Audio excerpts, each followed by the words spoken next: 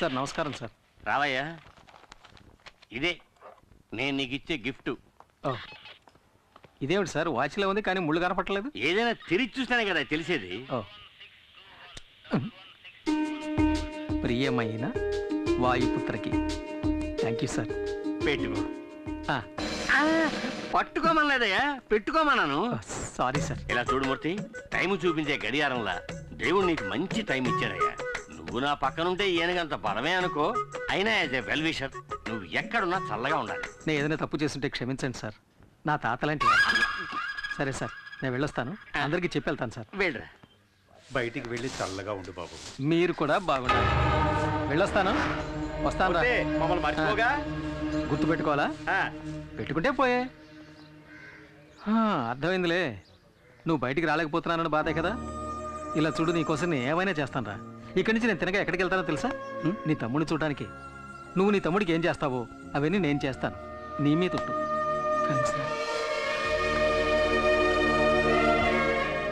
నువ్వు చేసిన మేలు జన్మలు మర్చిపోలేనురా. దిగులు పడకరా. ఏంటండి ఇది, 6 ప్యాక్ బాడీని ఫ్యామిలీ ప్యాక్ చేసి పెళ్ళి అయిందయ్యా. వస్తాను. బాయ్.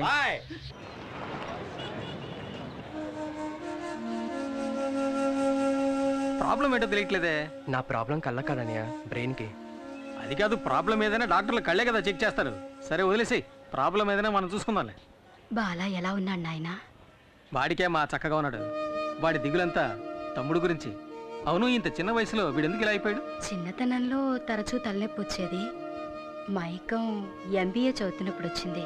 ఓ, అయ్యగారు MBA చదువుకున్నారా? అందుకే ఎక్కువగా చదవకూడదని చెప్పేది. నన్ను చూడండి, అందంగా 5. సరే, నువ్వేం దిగులు పడకు. నీ ఆపరేషన్కి ఎంత ఖర్చు అయినా అది నేను చూసుకుంటాను. సార్, ఈ బిల్లుకి ఆల్రెడీ డబ్బులు కట్టేశారు. ఎవరు కట్టారు? ఆ అమ్మాయే. ఏ అమ్మాయి? అదే సార్, సతీష్తో పాటు ఎప్పుడు ఉంటుంది ఆ అమ్మాయే. ఏమండి, 60 ఏళ్ళ ఆవిడ మీకు అమ్మాయిలా ఉందా? మీరు తప్పుగా అర్థం చేసుకుంటున్నారు. నేను చెప్పేది వాళ్ళ అమ్మగారిని కాదు. మరెవరు? అది సార్, అటు చూడండి, ఆ అమ్మాయి సార్. ఎవరా అమ్మాయి? హాయ్. హాయ్ అత్తయ్య, నేను అన్ని మందులు తీసుకొచ్చేసాను. అయిపోయిన వెంటనే చెప్పండి. మా వల్ల నీకెందుకమ్మా లేనిపోని ఇబ్బంది? ఏ ఇబ్బంది లేదత్తయ్య. ఇక్కడ కాదు కానీ పెళ్ళయ్య కానీ పడబోయేది అతి పెద్ద కష్టం. అత్తయ్య, ఇది డ్యూటీ నాకు ఇచ్చేయండి. సరే, నేను ఇచ్చేస్తా.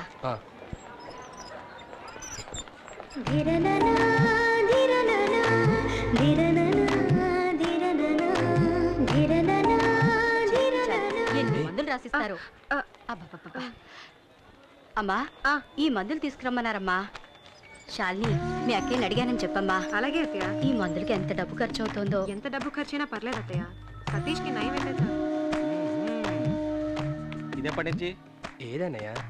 ఆ అమ్మాయి నవ్వే స్టైల్ చూశానుగా. అదే, ఆ అమ్మాయి పేరు శాలిని, మిడిల్ క్లాస్. ఏదో చిన్న ఉద్యోగం చేస్తుంది. వచ్చిందంటూ నాకు సహాయం చేస్తుంది. నేను ఎంతవరకు ప్రాణాలతో ఉంటానో నాకే తెలీదు. నన్ను వదిలేమని ఎన్నిసార్లు అన్నా తను వెళ్ళలేదన్నా. Anyway, best of luck. Thanks. డబ్బుతో తిరిగి వస్తాను. అన్నా, ఏనా ఆపరేషన్కి డబ్బు తీసుకొస్తానని నువ్వు అన్నది నాకు సత్య చెప్పడానికేగా? నీ గురించి నువ్వేం దిగులు పడకు. నా మాటలు అక్షర సత్యాలు.